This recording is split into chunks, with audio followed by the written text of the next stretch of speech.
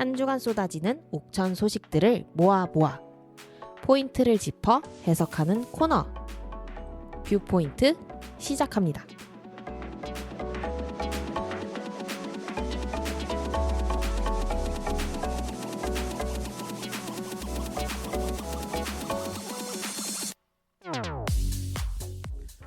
네, 안녕하세요. 저는 옥천신문 이현경 기자입니다.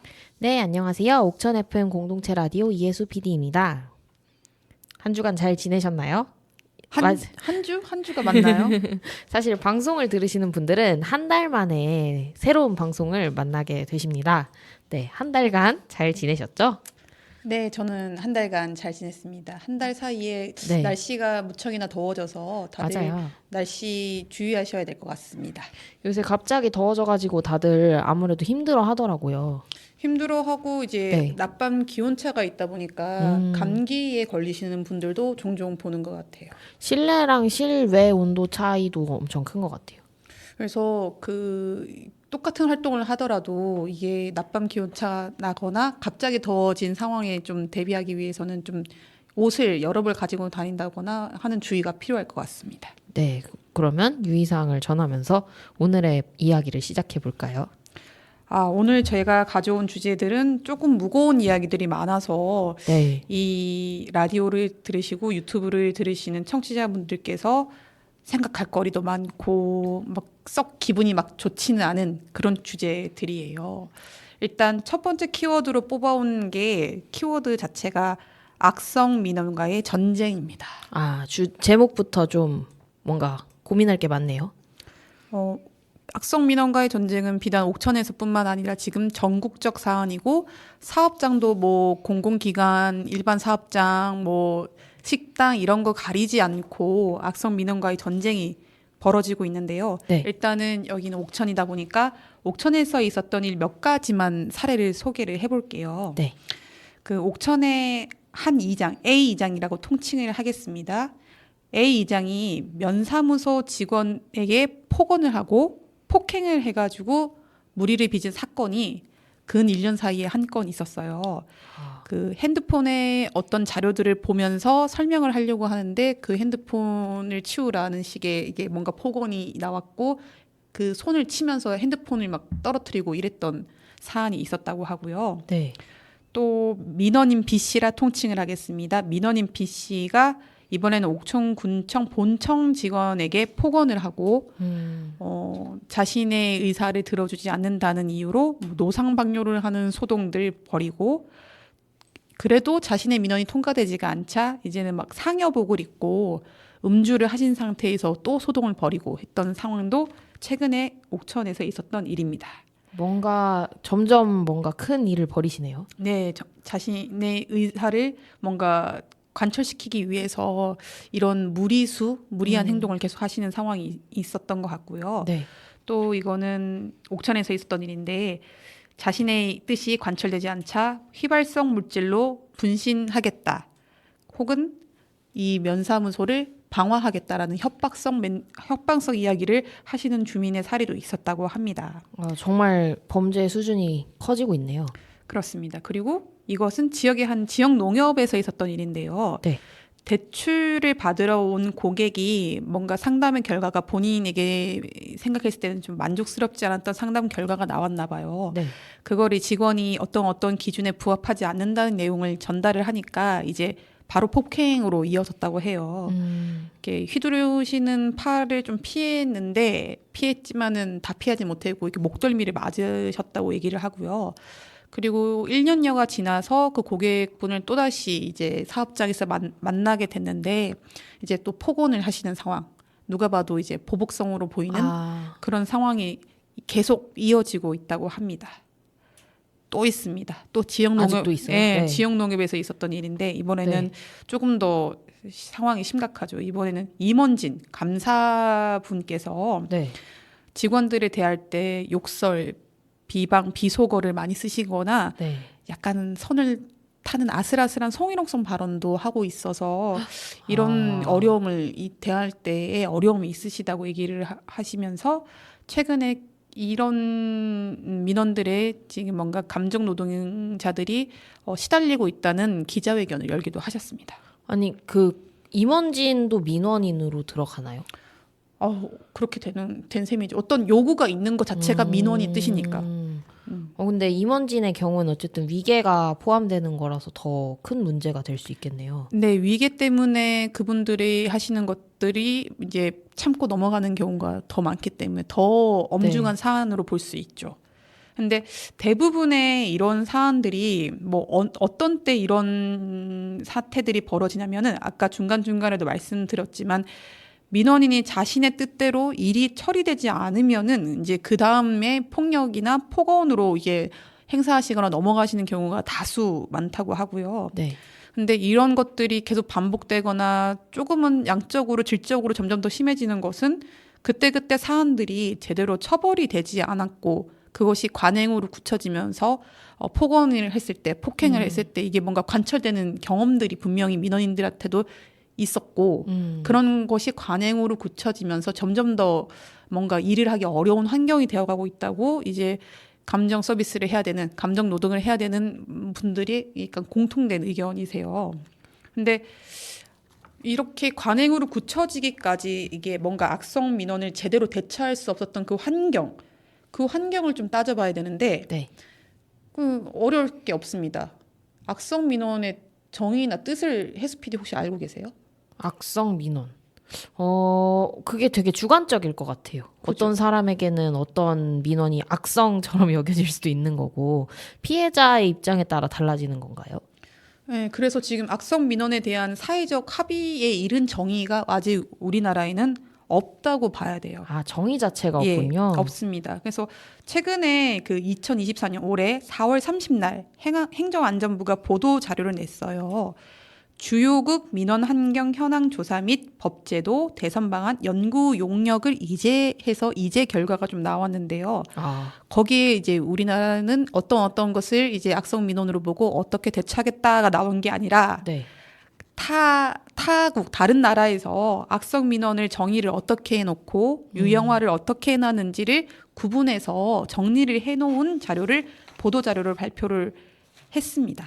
네. 혹시 그 자료 제가 혜수 PD님께 드렸는데 맞습니다. 네, 설명을 좀 해주시겠어요? 제가 받은 자료는 영국은 악성 민원인 접촉 시간 빈도 제한, 호주는 연락 대상 방법도 제한이라는 제목의 행정안전부 보도 자료인데요.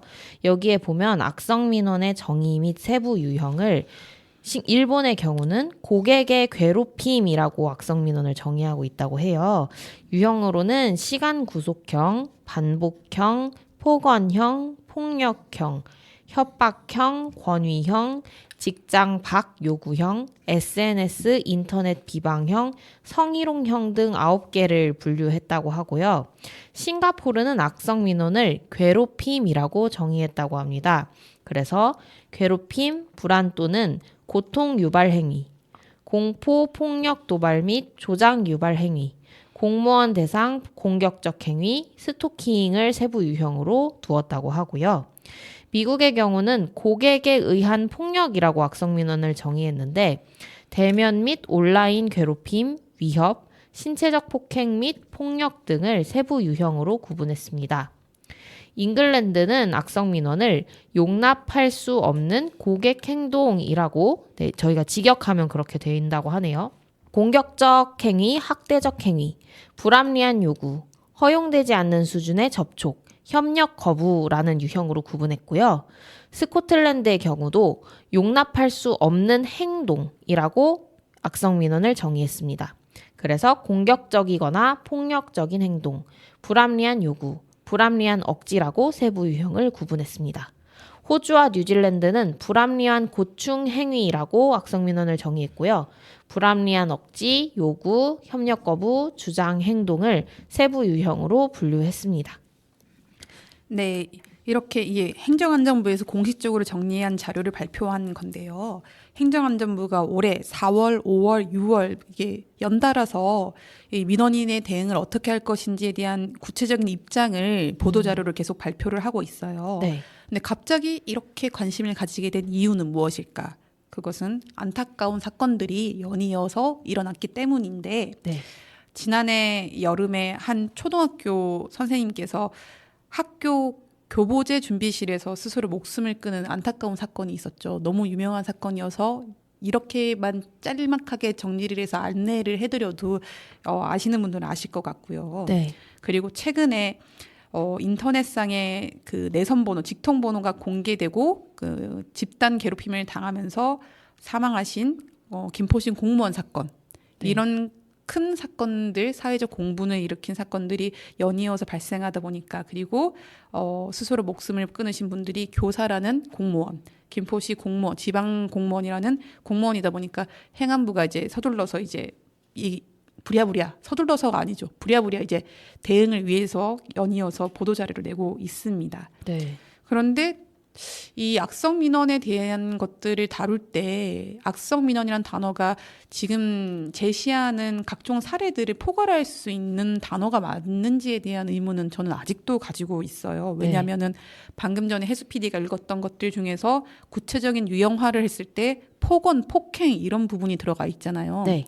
그게 어떻게 민원이죠? 그것은 그렇죠. 그건 범죄죠. 예, 네. 범죄인데 이게 이런 폭행과 폭언이 악성 민원으로 이게 정의가 되고 분류가 되면은 이 범죄와의 그 경계선이 분명하지 않아서 대처도 분명히 이에 따른 대처도 분명히 어려울 것이고 그리고 처리하기 어려운 민원들이 사실은 있잖아요. 네. 뭐 예산상의 문제라든지 뭔가 지금 제도적으로 법적으로 준비가 안 된 것들인데 사실상 현장에서는 어려움이 있어서 계속 민원을 제기하시는 경우가 있는데 이런 것들 뭐 강성 민원이라 불러야 되나 악성 민원과 달리 무튼 이것도 정의가 필요하죠. 네. 이런 것들이 구분이 되지 않으면은 정말로 해결을 해야 되고 공무원들이 좀 반성을 해야 되는 민원조차도 악성 민원으로 둔갑을 할 수가 있어서 그렇죠. 굉장히 위험한 요소가 군데군데 포함이 되어 있다고 생각이 들어서 네.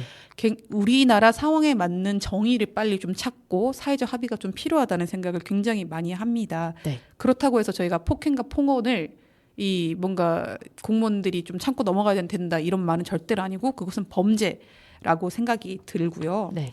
그러면 그동안 이런 것들은 분명한 범죄고 폭행죄, 뭐 폭언죄 다 있는데 모욕죄 이런 거 다 명예훼손죄 다 있는데 대응을 왜 못했을까라고 제가 그 공직자 여러분들과 지역농협 그 노동자분들께 물었을 때 다들 말끝을 흐리시는데 대동소이한 답변을 해주셨어요. 이게 뭔가 고객이다 보니까 어쩔 수 없었다.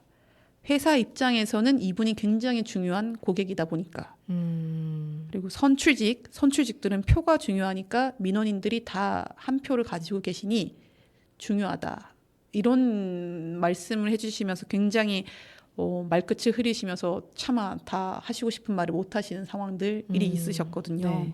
그래서 이런 것들이 근데 이 폭언과 폭행의 범죄에 노출된 이 노동자들을 구제하지 못하는 이유는 분명히 되지 않는다라는 생각이 들고 엄중하게 해야 될 부분들은 빨리 가려내야 된다고 생각이 듭니다.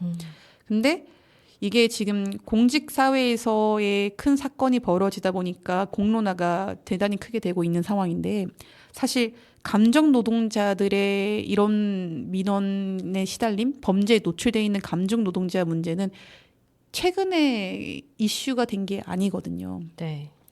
그래서 심지어 2018년에는 감정 노동자 보호법이라는 것이 이제 실질적으로 시행이 되는 해이기도 했었어요. 네. 이게 법률 안에 그 한 단어가 들어가기까지는 얼마나 많은 갈등과 얼마나 많은 논의와 얼마나 많은 사건과 얼마나 많은 목숨을 앗아가는 그런 비통한 일들이 있었는지는 차마 제가 다 언급을 할 수는 없을 것 같고 사실 감정노동자 보호법이라고 딱 명시된 법률안은 없고요. 네.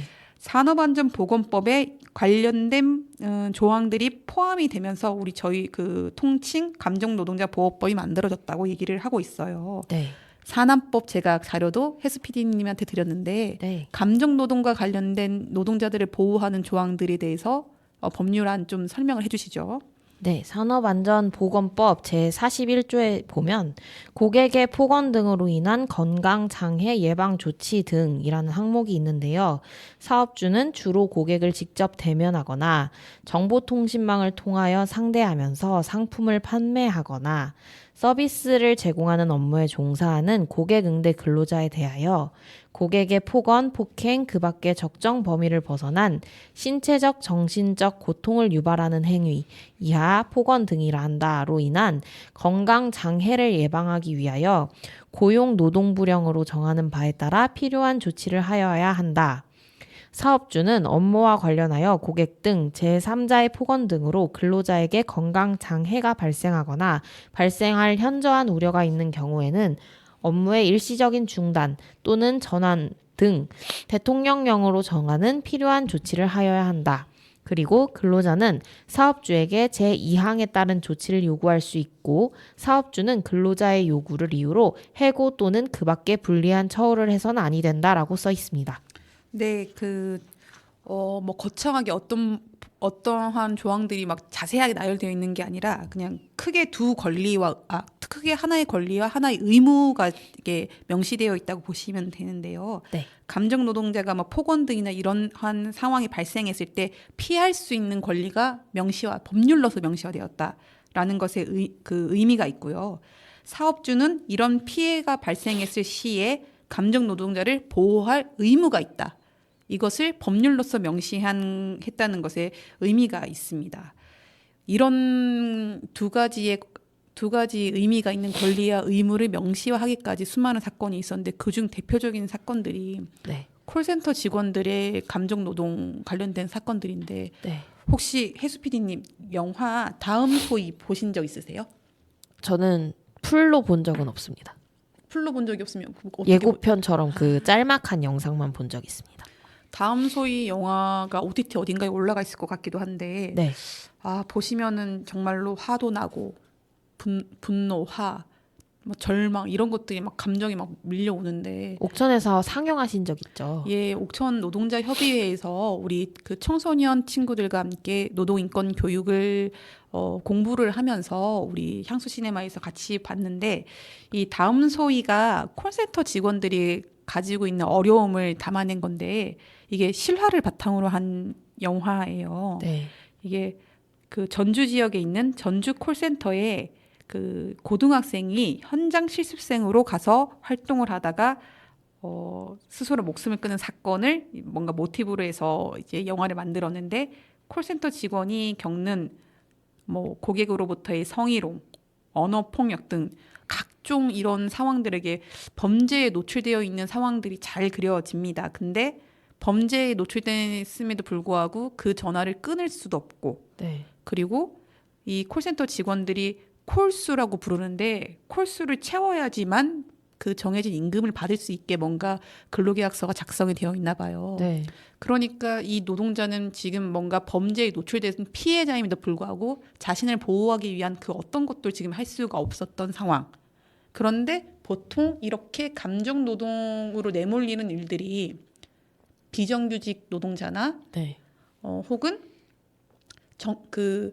본사에서 하지 않고 외주화되거나 하는 경우가 많아요. 그렇다 보니까 뭔가 저임금의 노동일 때도 많고 자신의 그 노동권이 지켜지지 않는 언제든지 밥줄이 끊길 수 있다, 잘릴 수 있다 이런 위험에 노출되다 보니까 자신을 보호할 수 있는 것들이 너무 적어지는 상태 이런 것들이 많이 겪을 수밖에 없어서 네. 이 법률 감정노동자 보호법의 법률 안에 명시된 것이 피할 권리랑 사업주가 보호할 권리 이게 명시가 되게 된 상황이에요.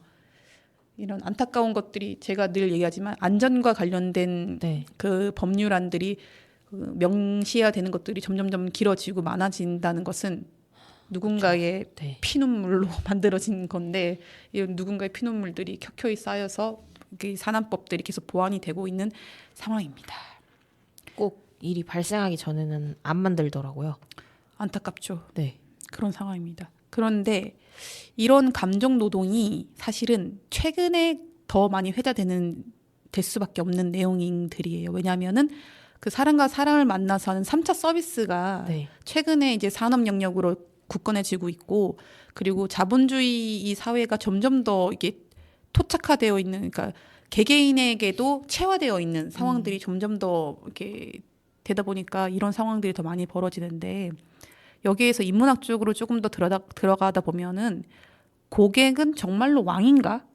라는 생각들을 네. 좀 우리가 해볼 필요가 있을 것 같아요. 고객은 그렇죠. 왕인가요? 저는 그 말 자체가 좀 이상한 것 같아요. 이 말은 대체 어디서 시작됐는지 그러니까요. 분명히 그 근원이 분명히 있을 건데, 제가 그거는 제가 알아오지 못했습니다. 분명히 근원이 있을 네. 건데, 제가 숙제로 이해수 PD가 다음 뷰포인트 할 때 다음 뷰포인트요. 네. 알아와서 네. 잘 설명해 주시면 좋을 것 같습니다. 아, 2부에서 설명하면 어떨까요? 찾아서요? 네. 좋습니다. 그럼 네. 열심히 찾아보시고요. 네. 고객은 왕이다. 일단 해수 PD는 아니라고 보신다. 네. 고 얘기를 했어요. 근데 고객은 왕이다라고 이런 그 단어들이 정말 많은 사람들이 한 번쯤은 들어봤을 거예요. 맞아요. 너무 익숙하게. 그 자체가 진짜 잘못된 경험들이라고 생각이 드는데, 고객은 왕이다라고 해버리면은 이것은 이제 뭔가 비용을 지불할 수 있는 능력이 있으면은 뭔가 순식간에 상대와 나의 권력 관계가 생겨버리고, 네. 평등하지 않다는 것은 권력 관계에 불평등이 생기고, 뭔가 이런 상황들이 이런 범죄로까지 나아가는 상황이 발생할 수밖에 없는. 근데 고객은 왕이다라는 것에 대해서 많은 이들이 알고 있을 정도로 이미 사회에 통용되고 있고, 네. 이것을 고쳐나가지 않으면은 안 될 것 같아요. 이런 분위기들을. 그래서 이런 거를 민원인들을, 범죄로까지 나아가는 민원인들을 대처할 체계와 법률안을 갖춰주는 것 그 이상으로 우리 사회가 고객은 왕이다라는 것을 다 공감하지 아니하고, 우리가 상대방을 존중하고 하는 이런 사회 문화적으로 이 변화가 필요할 것 같고요. 네. 제가 이거에 대해서 이 서비스 감정 노동에 대해서의 그 자료를 읽다가 대단히 좀 와닿는 정의가 하나 있어서 같이 공유하려고 가지고 왔어요. 네. 무엇인가요? 건강에 대한 정의가, 네. 제가 보다가 이렇게 봤는데 자료를, 의료사회학자 니폭스 팸 엘드레드 씨가 건강에 대한 정의를 이렇게 했다고 합니다. 신체가 새로운 관계를 만들고 저항하고 전환할 수 있는 확장된 능력이라고 합니다. 우리가 건강하다는 것은 네. 새로운 관계를 만들 수도 있어야 하지만은 네. 이 관계가 뭔가 안 맞는다라고 했을 때 저항도 할 수 있고 전환할 수도 있는 그런 능력치가 건강이라고 얘기를 하고, 만약에 저항하거나 전환할 수 없다, 어떤 억압된 상황에도 그런 상황이 발생한다, 그랬을 때가 건강하지 않고 아프다라는 거죠. 그러네요. 사실 관계도 그렇잖아요. 그냥. 맞습니다. 네. 그래서 건강에 대한 정의를 이렇게 정의를 한다면은 우리가 뭐 고객은 왕이다라는 것보다는 관계에서의 저항할 수 있고 전환할 수 있는 것이 건강이다. 이런 것들이 조금 통용되면은 뭔가 조금은 변화가 있지 않을까 싶습니다. 네. 그러면 여기서 1부 이야기를 마쳐야겠죠? 네. 네.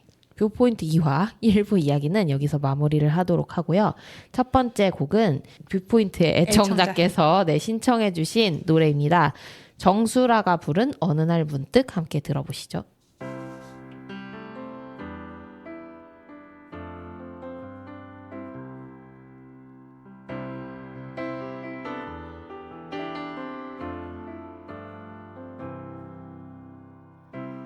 어느 날 문득 돌아다 보니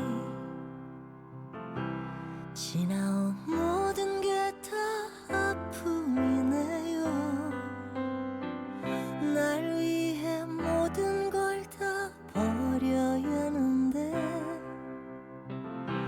아직도 내 마음 둘 곳을 몰라요. 오늘도 가슴에 바람이 부네요. 마음에 나도 모를 서름이 가득. 어디로 갈까요? 어떻게 할까요? 아직도 내가 날 모르나 봐요. 언제쯤 웃으며 날 볼 언제쯤 모든 걸 다 내려놓을 수 있을까? 그땐 왜 그랬을까? 그땐 왜 몰랐을까? 사랑의 이별이 숨어 있는지 어느 날 문득 생각해보니 내가 없으면 세상이 없듯이 날 위해 이제는 다 비워야 하는데 아직도 내가 날 모르나 봐요.